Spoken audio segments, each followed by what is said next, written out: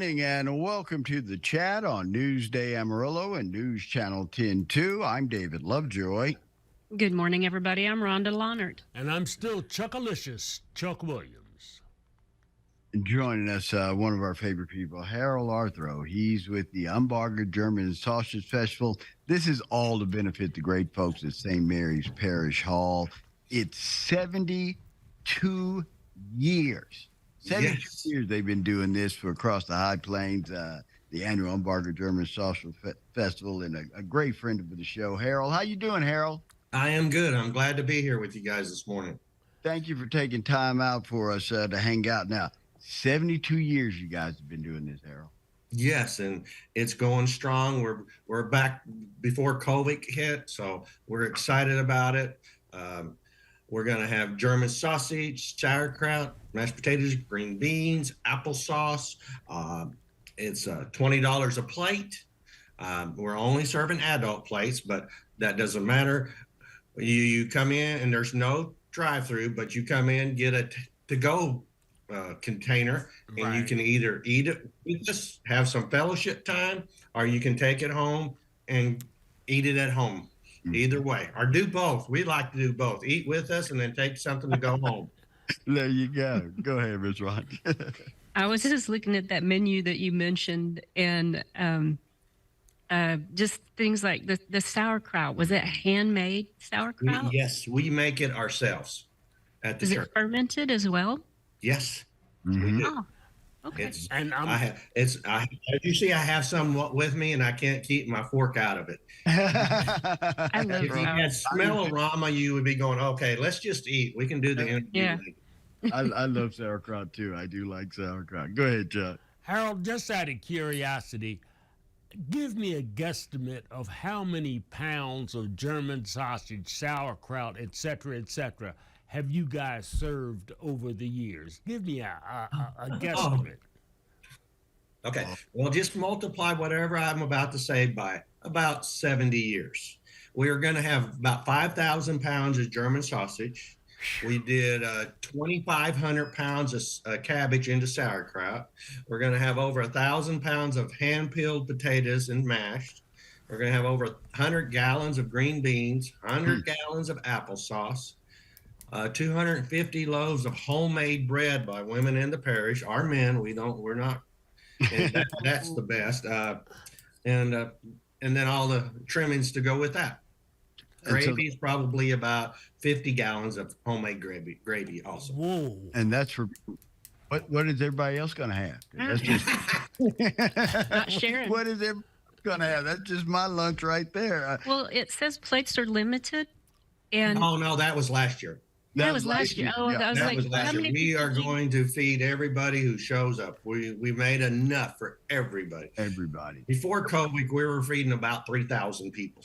Wow. Before Wow. COVID hit. And they had to job For a community of 62, we do very well, I think. 62. Think about that. And they do quite well. One of the cool things about it, too, is the country bazaar and store that you're going to have. Tell us a little bit about what you can pick up and find at the store. The Country Bazaar has the best homemade food. We have bread. We have the cinnamon rolls are my favorite, but we have pies. We have cakes. I mean, it's handmade stuff from parishioners, and it's our community members, and it's really good. They also had handcrafted towels. I mean, aprons. As you see, my apron was handmade by them. It's a lot of handmade stuff, but the homemade stuff goes pretty fast. You want to get there a little early, and we feed from 11 to 3.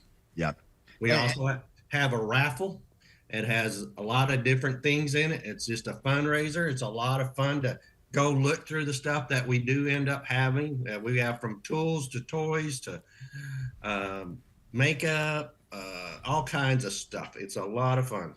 St. Mary's Parish plays a vital role in that community. How is this benefiting St. Mary's and the mission that you guys are on there? For those who don't know, St. Mary's, the building itself was built in 1929. We're almost a 100-year-old building. But in 1945, Italian prisoners of war from Hereford came over and painted murals on the inside. They painted the whole church from the front to the back.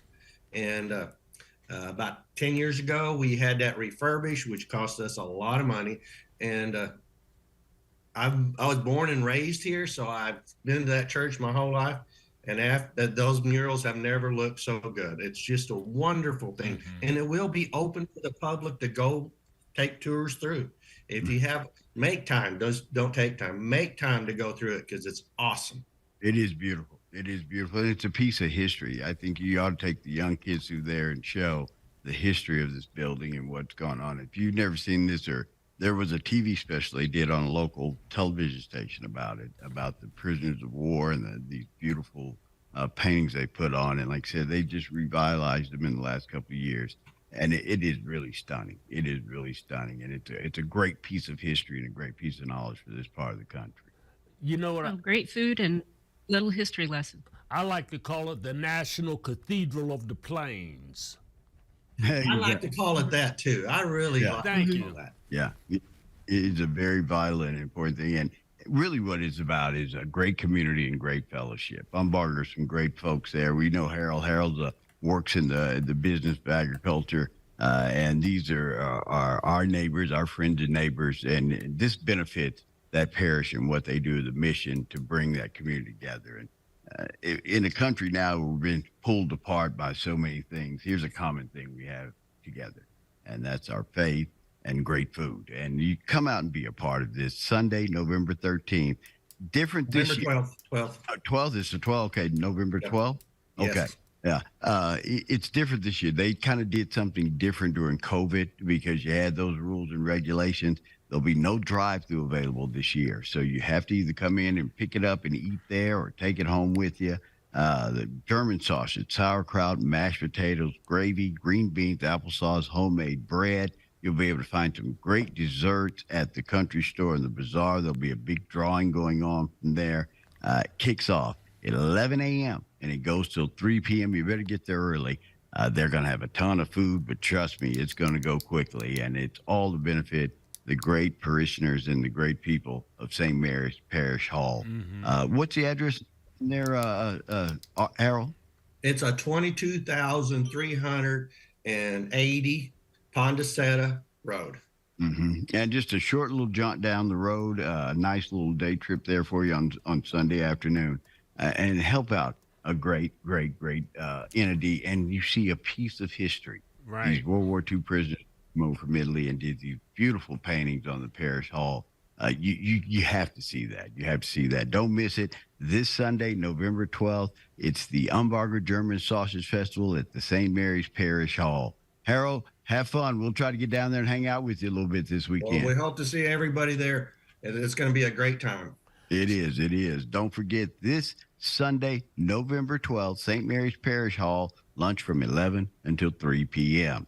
Guys, that's going to do it for us today. Thank you for joining us. We've got a ton of stuff tomorrow. Jody Holland stops by. A lot of fun stuff. You know my two rules. Be kind, be careful. We'll see you bright and early tomorrow.